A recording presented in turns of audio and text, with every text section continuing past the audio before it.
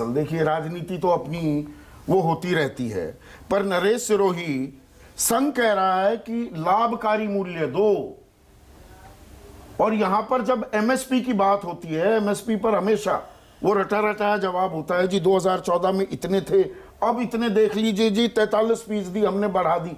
लागत का कोई नहीं बताता है। और यहां तो राज्य कह रहे हैं धान की एमएसपी दरअसल कितनी होनी चाहिए, और 2040 से ऊपर के दाम 15 में से 14 राज्य कहते हैं, पर वो मिलते क्यों नहीं? संदीप जी, जो आपने ये लागत बताई है राज्यों की, ये आज से नहीं है। पिछले 30 साल से तो मैं देख रहा हूं कि राज्यों की रिकमेंडेशन हमेशा ज्यादा आती है, लेकिन सीएसईपी हमेशा जो लागत आती है उससे हमेशा बहुत कम देता है। उसमें कहीं कोई इसमें दो राय नहीं है कि आज सीएसईपी ने देना शुरू किया। सीएसईपी का कोई मतलब नहीं है, उसका कोई संवैधानिक अधिकार नहीं है, कोई उस तरह का है नहीं इसमें। तो जो लागत है उसको अध्यक्ष नहीं होता, मेंबर पूरे नहीं होते, कौन बनाता है, कहां से डेटा कलेक्ट करते हैं? उसकी स्थिति बहुत दयनीय है, उसको दुरुस्त किए जाने की जरूरत है। दयनीय है, और वही खैर ख्वाह है, वही तकदीर तय करते हैं किसान की। संदीप जी, एक बात, इतना हल्के में सीएसईपी को हम नहीं उड़ा सकते। एक बात और मैं कहना चाहता हूं, किसान संघ की जो ये मांग है, ये भी आज की मांग नहीं है, ये भी पिछले 30 साल से ये मांग है उनकी लाभकारी मूल्य की। और अटल जी की सरकार में भी किसानों के मुद्दे को लेकर, देखिए सरकार होती है, आपने जो सरकार पे प्रश्न चिन्ह लगाया, मैं ये स्पष्ट कर देना चाहता हूं कि सरकार हमेशा सरकार होती है। जब कांग्रेस की सरकार थी और बीजेपी कोई फर्क नहीं पड़ता है, सरकार होती है। और जब WTO के इशू आए थे और तमाम तरह के उदारीकरण के इशू आए थे, तो वामपंथी और संघ और हम सब लोग मिलके जो है उस कांग्रेस के खिलाफ लड़ रहे थे। अटल जी की सरकार आई तो दत्तोपंत ठेंगड़ी जी ने, OECD की रिपोर्ट है नरेश भाई कि 2000 से 2015 क्योंकि न्यूनतम समर्थन मूल्य पर खरीदी नहीं हुई फसल की, तो 45 लाख करोड़ का नुकसान हुआ।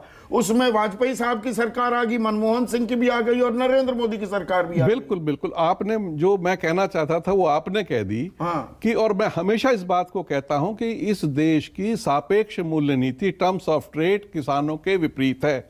जब तक उसको आप दुरुस्त नहीं करोगे, कौन करेगा दुरुस्त? ये और ये अलग अलग यही बात कह रहे थे युद्धवीर सिंह, अब बद्री नारायण चौधरी का भारतीय किसान संघ कह रहा है, एक किसान मोर्चा खोले बैठे हैं पंजाब में। ये सूट करता है किसी भी सरकार को कि किसान बट गए?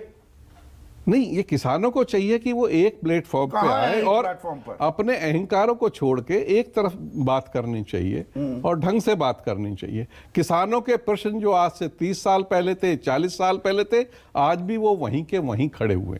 उनमें कोई मांग वही, संगठन कई, वो आज कोई उसमें बदलाव नहीं है।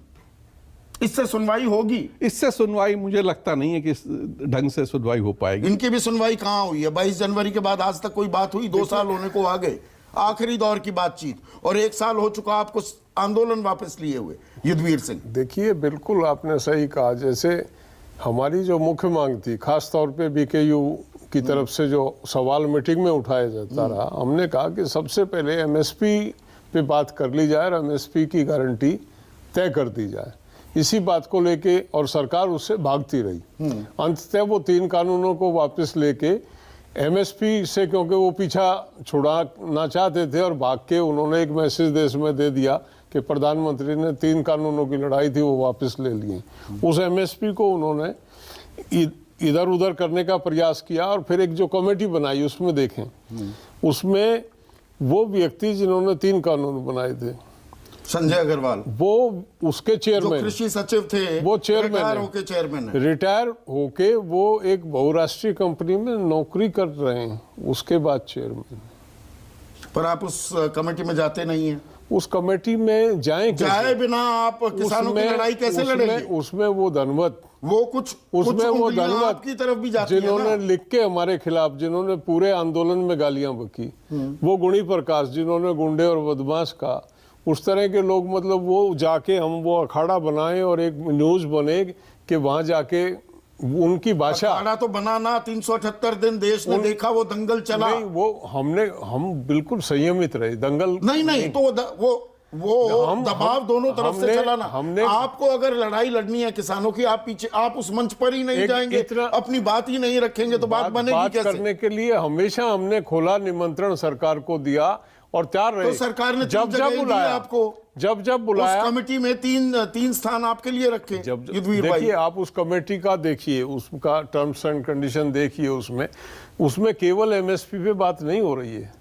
नहीं, वो तो जीरो बजट, क्रॉप पैटर्न उसमें कुछ नहीं है। हाँ। और एमएसपी उसमें जिस तरह की वो कमेटी का फॉर्मेशन है, जिस तरह के लोगों को रखा गया है, सबको पता है, हर व्यक्ति देश का जानता है जो थोड़ा सा भी विवेक से काम लेता है और निष्पक्ष है कि वो कमेटी जो है वो किसानों को आईवाश नहीं, करने आप अगर रूस जाएंगे, मैं रूस जो देसी भाषा नहीं समझते, रशिया की बात नहीं कर रहा हूं, रूस जाएंगे मतलब रूठ जाएंगे, तो ये रूस यूक्रेन वाला युद्ध हो जाएगा ना सरकार किसानों के बीच में।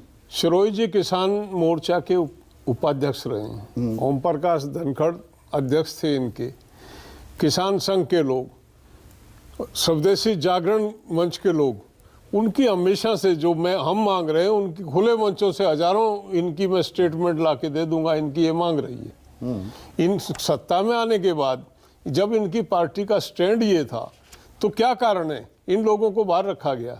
नहीं, इस पर मैं आता हूं, पर अबे इन लोगों को बाहर रखा गया। अगर 50,000 किसान आ रहे हैं, सरकार